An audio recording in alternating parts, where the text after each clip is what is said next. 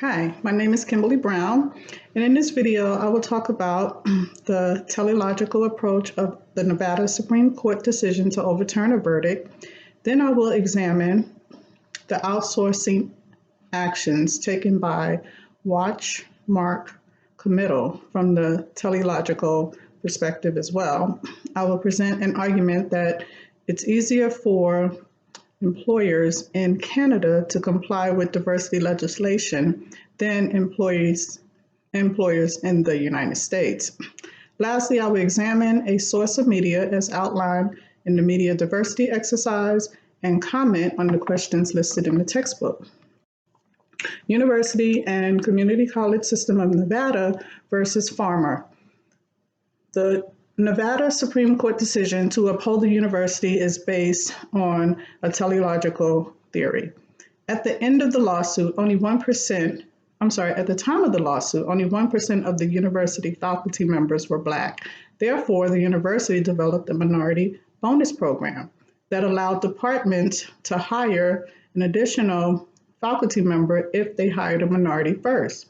A white female plaintiff filed a lawsuit claiming that the university violated the Equal Pay Act by paying her less than a Black male.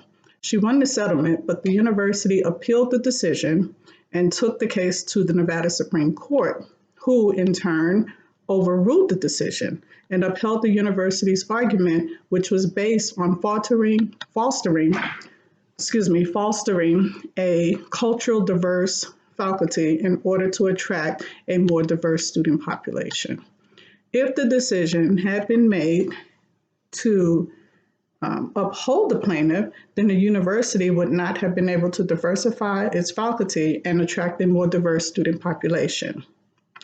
The Watermark Comnitel Corporation offshored 60 U.S. computer engineers to jobs in India. To add insult to injury, the U.S. employees were tasked with training the Indian employees who would be their replacements.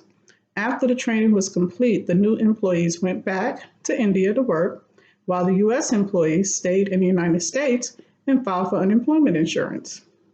Using the teleological theory, the resulting reality for the U.S. IT industry could go from being high-level, well-paying industry to being a low-level labor market. Whether this is good or bad for the U.S. economy remains to be seen. However, it's happening, it's a reality, and it's happening at a lot higher pace than it was before. According to the Fast Company survey, companies cut 20 to 70% of their labor force by moving jobs to low-wage nations. The U.S.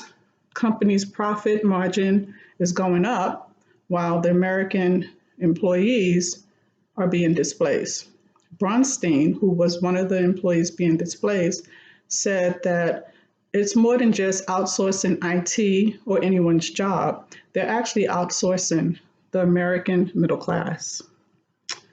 For Canada, it's easier for Canada to comply with employment laws versus the US because Canadians actually have faith in their government, unlike Americans. Americans are more distrusting of their government, and these differences are likely due to the histories of the country. While Canada had an amicable break from Great Britain, the US had to go to war to break away from British rule. Only about 10% of Canada's employees fall under the jurisdiction of Canada federal government, while the other 90% of the workers are actually governed by their local provinces or territories. Additionally, Canada's discrimination laws are governed by the Human Rights Act. Therefore, complaints are heard by the Human Rights Commission and not by a court of law. This makes it easier for individuals to file complaints because they do not need to hire a lawyer. The payoffs are less, but it's easier for complaints to be filed Therefore, employers are more careful to abide by the employment laws of their provinces or territories. Lastly, Canada's pay equality law reduces the possibility of gender discrimination between men and women.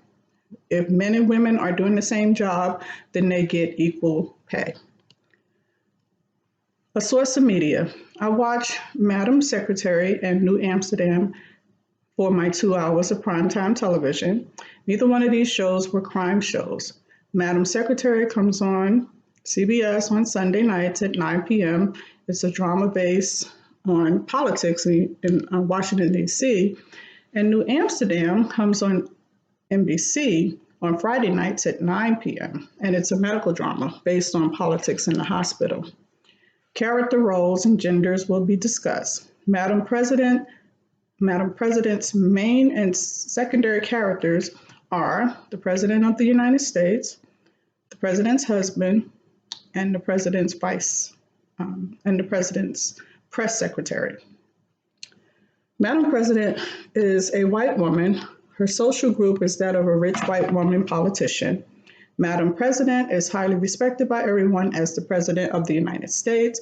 Her husband is a rich white man who plays the role of being a supportive husband, and the press secretary is a Black woman who is a single mom.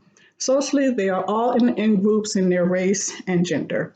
The target market for Madam Secretary are rich white people because the whole cast is white with the exception of the press secretary who is Black. Stereotypes and cultural messages are for women to be taken seriously and respected. They need to talk like, act like, and dress like a man. The main character, Madam President, dresses like a man. She wears loose-fitting ties in every scene. Her voice is raspy and her hair is always pulled back. Her mannerisms are more masculine than feminine.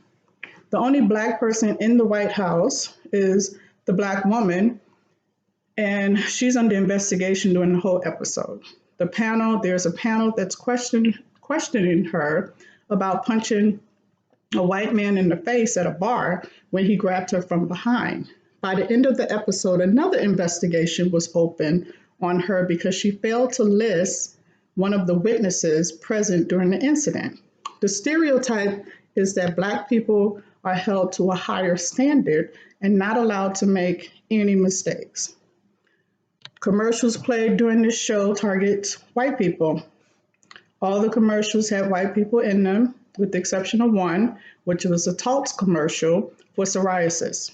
The stereotypes sent are only Black people can have diseases like psoriasis, and only white people can own a Mercedes-Benz. There was a Mercedes-Benz commercial that had a white boy in it about the age of 12, sitting in a brand new 2020 convertible Mercedes-Benz. And it was the understanding that that was his car. Putting a minority child in this seat would have sent quite a different message than the one that was sent. New Amsterdam's main and secondary characters are the medical directors of the hospital, directors of cardiology, oncology, emergency department, neurology, and mental health. All the directors in the hospital are minorities. The medical director is a Hispanic man, director of oncology and cardiology are African American, a man and a woman.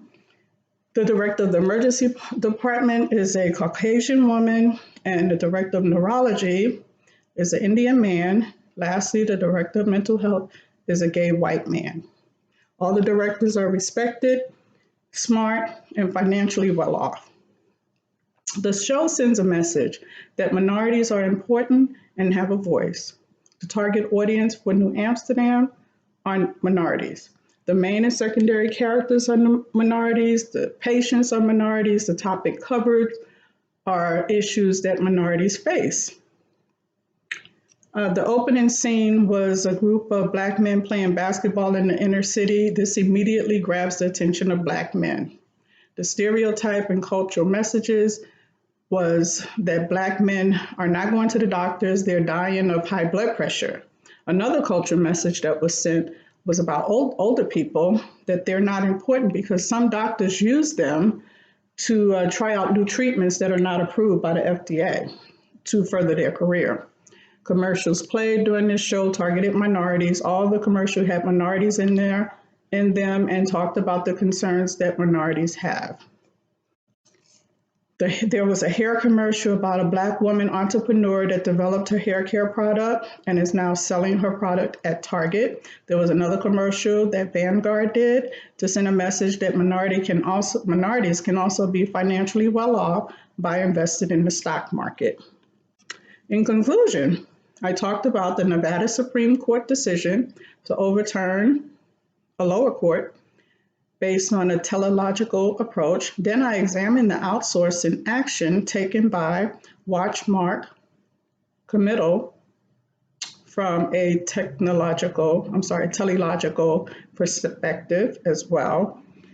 I presented an argument that it's easier for employers in Canada to comply with diversity laws than in the United States.